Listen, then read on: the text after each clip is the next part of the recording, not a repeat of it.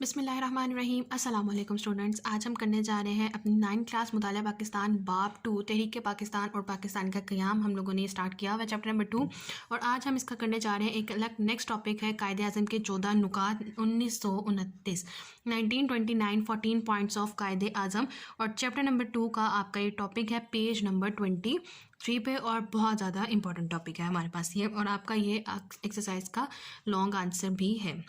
Long 2 है आपका कायदे आज़म के 14 नुकात। तो आज हम स्टार्ट करने जा रहे हैं 14 पॉइंट्स ऑफ कायदे आज़म और इसको देखेंगे प्रॉपरली कि ये किस तरह से हम इसको अटेम्प्ट करेंगे और किस तरह से हम लोगों ने इन पॉइंट्स को याद रखना है। चलिए स्टार्ट करते हैं। कायदे आज़म के 14 नुकात 1929। कायदे आज़म मोहम्मद अली जिन्नाह ने नेहरू रिपोर्ट को मानने से इनकार कर दिया। आपने 1929 में 14 नुकात पर मुश्तमिल दर्ज झेल रहनुमा असूल पेश किए। पहला, आइंदा आइन वफाकी तर्ज का हो जिसमें सूबों को ज़्यादा खुद मुख्तारी दी जाए। ठीक है, तो सबसे पहला उनका क्या नुक्ता था कि आइंदा आइन वफाकी तर्ज का हो जिसमें सूबों को ज़्यादा खुद मुख्तारी दी जाए। तो इस पॉइंट की अगर हम हेडिंग क्रिएट करना चाहें तो हम लोग बना सकते हैं वफाकी तर्ज का आइन।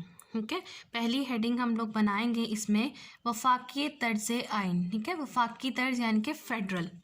सेकंड, तमाम सूबों को एक ही असूल पर दाखिली खुद मुख्तारी दी जाए। सेकंड पे आप हेडिंग देंगे दाखिली खुद मुख्तारी। ये जो बॉक्स है ये इंडिकेट कर रहे हैं कि आप लोगों ने इसकी हेडिंग क्या बनानी है। हर पॉइंट की आप हेडिंग देंगे ताकि आप लोगों का एक अच्छा लॉन्ग आंसर बन सके। अगर हम विदाउट हेडिंग लिखेंगे तभी कोई प्रॉब्लम नहीं है, लेकिन अगर विद हेडिंग्स लिखेंगे तो हमारा आंसर जो है वो मॉडिफाई हो जाएगा और ज़्यादा इन्हेंस हो जाएगा। तो फर्स्ट पे हमारे पास आ जाएगी वफाकी तर्ज आइन। सेकंड, दाखिली खुद मुख्तारी। थर्ड, सूबों में अक़लियतों को मुनासिब नुमाइंदगी दी जाए और इसके आप हेडिंग बनाएंगे अक़लियतों की नुमाइंदगी। थर्ड हेडिंग आप बनाएंगे अक़लियतों की नुमाइंदगी। अक़लियतों की नुमाइंदगी आपकी हेडिंग आ जाएगी थर्ड हेडिंग। सूबों में अक़लियतों को मुनासिब नुमाइंदगी दी जाए। फोर्थ, मरकज़ी असम्बली में मुसलमान मेंबरान की तादाद 1/3 से कम ना हो। तो थर्ड में आप लिखेंगे मेंबरान की तादाद, फोर्थ आपके पास हेडिंग आ जाएगी मेंबरान की तादाद। मरकज़ी असम्बली में मुसलमान मेंबरान की तादाद 1/3 से कम ना हो। फिफ्थ, जुगदागाना इंतखाबात का असूल हर फ़िरके पर लागू होना चाहिए, अलबत्ता अगर कोई फ़िरका चाहे तो अपनी मर्ज़ी से मखलूते तरीक़ा इंतखाबात कबूल कर सकता है। तो फिफ्थ पॉइंट पे आप हेडिंग देंगे जुदागाना इंतखाबात का असूल। जुदागाना इंतखाबात का असूल। तो सबसे पहले वाले की हेडिंग हमारे पास आई वफाकी तर्ज आइन। सेकंड, दाखिली खुद मुख्तारी के तमाम सूबों को एक ही असूल के मुताबिक दाखिली खुद मुख्तारी दी जाएगी। नंबर थर्ड पे आप हेडिंग देंगे अक़लियतों की नुमाइंदगी के सूबों में अक़लियतों को मुनासिब नुमाइंदगी दी जाए। नंबर फोर, मुसलमान मेंबरान की तादाद और इसमें आपने लिखना है कि मरकज़ी असम्बली में यानी कि पार्लियामेंट में हमारे पास मेंबरान की तादाद 1/3 से कम ना हो। और फिफ्थ पे हमारे पास आ जाएगा जुदागाना इंतखाबात का असूल और उन्होंने इसमें क्या कहा कि जुदागाना इंतखाबात का असूल हर फ़िरके पर लागू होना चाहिए, अलबत्ता अगर कोई फ़िरका चाहे तो अपनी मर्ज़ी से इंतखाबात का तरीका कबूल कर सकता है। नेक्स्ट आ जाते हैं हमारे पास सिक्स्थ पॉइंट है, सूबों की हदूद में कोई ऐसी तब्दीली ना की जाए जिससे पंजाब, बंगाल और शुमाल मगरबी सरहदी सूबा खैबर पख्तूनख्वा की मुसलमान अक्सरियत मुतासिर होती हो। तो सूबों की हदूद में तब्दीली। सिक्स पे आप हेडिंग देंगे सूबों की हदूद में तब्दीली। सूबों की हदूद में तब्दीली आपकी सिक्स्थ हेडिंग आ जाएगी। नंबर 7 आ जाता है तमाम लोगों को यकसा मजहबी आज़ादी दी जाए। नंबर 7 में आपकी हेडिंग आएगी मजहबी आज़ादी।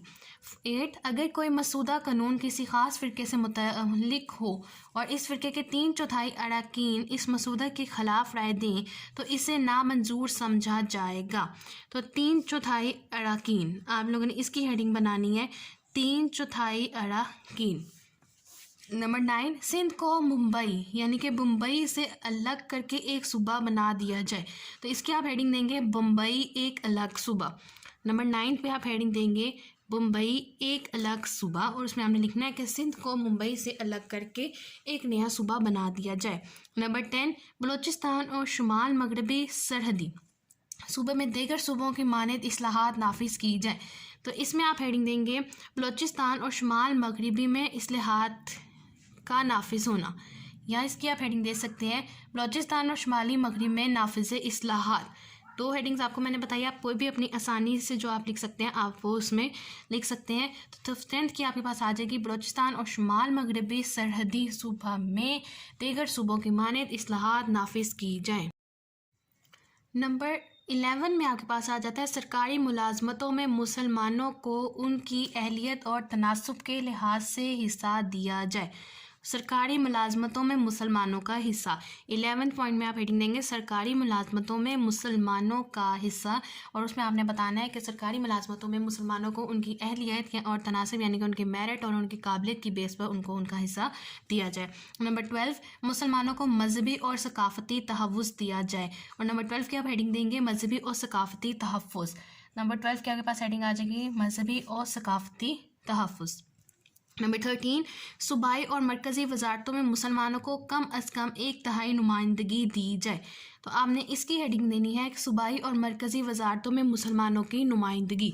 हेडिंग थोड़ी सी लंबी है इसकी, लेकिन आपने देनी है सूबाई और मरकज़ी वजारतों में मुसलमानों की नुमाइंदगी। और लास्ट जो 14th पॉइंट है उसमें आएगा आइन में सूबों की मर्ज़ी के बगैर कोई तब्दीली ना की जाए। तो आइन में तब्दीली 14th में आप हेडिंग देंगे आइन में तब्दीली।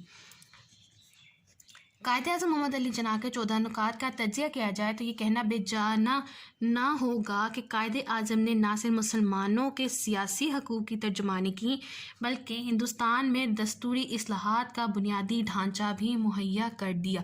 तो ये लास्ट जो लाइन्स हैं ये आप हासिल कलाम के तौर पे लिख सकते हैं अगर आपको लॉन्ग आंसर में कायदे-ए-आज़म के 14 नुकात पूछे जाएंगे तब। तो हमारे पास ये इंपॉर्टेंट लॉन्ग आंसर है, इसे आपने मार्क करना है और विद हेडिंग्स मैंने आपको बताया कि आप लोगों ने किस तरह से लिखना है। अगर तारुफ लिखना होगा तो कायदे-ए-आज़म का हम लोगों ने फर्स्ट चैप्टर में तारुफ पढ़ा था, आप वहाँ से उनका थोड़ा सा तारुफ भी यहाँ पे ऐड कर सकते हैं तो आपका आपके आंसर में ज़्यादा अच्छा और ग्रेस मार्क्स के लिए मार्क्स आपके गेन किए जा सकें। तो एक बार फिर से हेडिंग रिवाइज़ करते हैं कि हमने कौन कौन सी हेडिंग्स क्रिएट की हैं। नंबर 1 आपकी हेडिंग है वफाकी तर्ज आइन।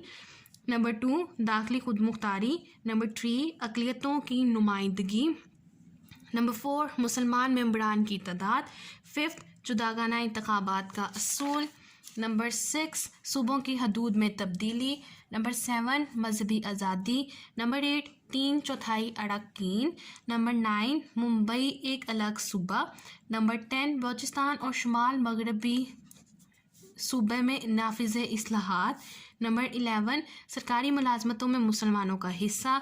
नंबर 12 मजहबी और सकाफ़ती तहफ़्फ़ुज़। नंबर 13 सूबाई और मरकज़ी वजारतों में मुसलमानों की नुमाइंदगी। और लास्ट 14 पॉइंट में आ जाएगा आपकी आइन में तब्दीली एंड देन आपने लिखना है हासिल कलाम। तो ये आपका पूरा एक लॉन्ग क्वेश्चन कंप्लीट हो गया। नेक्स्ट टॉपिक है हमारा इसी चैप्टर का अल्लामा मोहम्मद इकबाल का खुतबा आला आबाद 1930। तो 1929 में कायदे-ए-आज़म ने अपने 14 नुकात पेश किए और 1930 में अल्लामा इकबाल का खुतबा आला आबाद आ गया।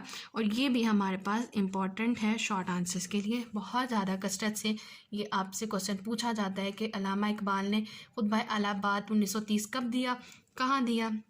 ये दो चीज़ें तो MCQs के लिए आ जाएंगी और उन्होंने क्या खुतबे में पेश किया था, ये आपका शॉर्ट आंसर आ जाता है। चलिए रीड आउट करते हैं एक दफ़ा इसको। मुसलमान बड़े सगीर की ये ख्वाहिश थी कि इनका एक अलग तशख़्ख़ुस तस्लीम किया जाए। इस सिलसिले की कड़ी अल्लामा मोहम्मद इकबाल का खुतबा आला आबाद 1930 है। इसे मार्क कीजिए, ये बहुत इंपॉर्टेंट MCQ है। मुसलमान ये बर्दाश्त नहीं कर सकते थे कि इनके मजहबी, सियासी और माशरती हकूक़ को सल्ब कर लिया जाए, लिहाजा मुसलमानों ने अपने लिए अलग मुल्क का मुतालबा कर दिया, जिसको अल्लामा इकबाल ने अपने खुतबे में इस तरह पेश किया। तो यहाँ से ये आपका स्टार्ट हो जाता है शॉर्ट आंसर और ये बहुत इंपॉर्टेंट है। मेरी ख्वाहिश है, अल्लामा इकबाल ने क्या कहा है, मेरी ख्वाहिश है कि पंजाब, सरहद, सिंध और बलूचिस्तान को मिलाकर एक रियासत बना दी जाए।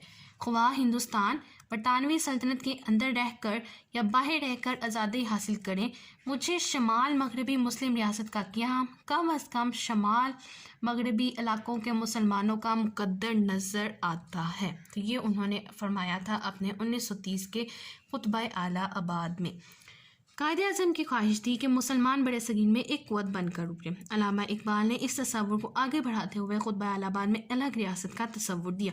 इसे मार्क कीजिए, आपसे MCQ में पूछा जा सकता है कि अल्लामा इकबाल ने खुतबा अलाहाबाद में किस चीज़ का तसव्वुर पेश किया था? अलग रियासत का तसव्वुर पेश किया। 1933, ये भी इंपॉर्टेंट MCQ, इसे मार्क करना है। 1933 में चौधरी रहमत अली ने अल्लामा मोहम्मद इकबाल को इस तसव्वुर को पाकिस्तान का नाम दिया। ये भी आपका MCQ आ गया। कायद-ए-आज़म ने 1934 में, ये भी आपके पास MCQ है कि कायद-ए-आज़म ने 1934 में मुस्लिम लीग की बागडोर संभाली और मुसलमानों के सियासी इस्तेहकाम के लिए इस जमात को मजबूत और फ़ाल बनाया। और साइड पे जो आपके पास बॉक्स है, ये भी आपके पास इंपॉर्टेंट है फॉर द MCQs के लिए और ऑब्जेक्टिव टाइप के लिए, कि पहली गोल मेज़ कॉन्फ्रेंस यानी कि फ़र्स्ट राउंड टेबल कॉन्फ्रेंस कब हुई? 1930 में। सेकंड राउंड टेबल कॉन्फ्रेंस आपके पास हुई 1931 में, और थर्ड राउंड टेबल कॉन्फ्रेंस हुई 1932 में, यानी कि गोल मेज़ कॉन्फ्रेंस। और कहाँ पे मुनक्किद की गई? लंदन में। तो ये इंपॉर्टेंट है हमारे पास for the short answers and the MCQs, और जहाँ तक ये हमारे पास MCQs के लिए इंपॉर्टेंट है। तो ये था हमारे पास आज का लेक्चर, इसमें हम लोगों ने 2 टॉपिक्स डिस्कस किए और दोनों बहुत इंपॉर्टेंट टॉपिक्स हैं। कायद-ए-आज़म के 14 नुकात 1929 और अल्लामा इकबाल का खुतबा अलाहाबाद 1930। और मुझे उम्मीद है कि आप लोगों को आज का लेक्चर समझ आया होगा। इनकेस कोई क्वेरी है, कोई क्वेश्चन है या कोई ऐसी चीज़ जो कहीं से समझने में रह गई हो या मेरे से कहीं पे बताने में रह गई हो, तो आप लोग मुझसे ज़रूर पूछ सकते हैं। मेरी मुकम्मल कोशिश होगी कि आप लोगों को मुकम्मल तौर पे गाइड किया जा सके। और लास्ट में मेरी आप सबसे एक रिक्वेस्ट है, काइंडली प्लीज़ चैनल को सब्सक्राइब कीजिए, सपोर्ट कीजिए और सपोर्ट ज़्यादा से ज़्यादा कीजिए ताकि 1000 सब्सक्राइबर जल्द से जल्द मुकम्मल हो सकें। और वीडियो को और चैनल को आगे ज़्यादा से ज़्यादा शेयर कीजिए। Thank you.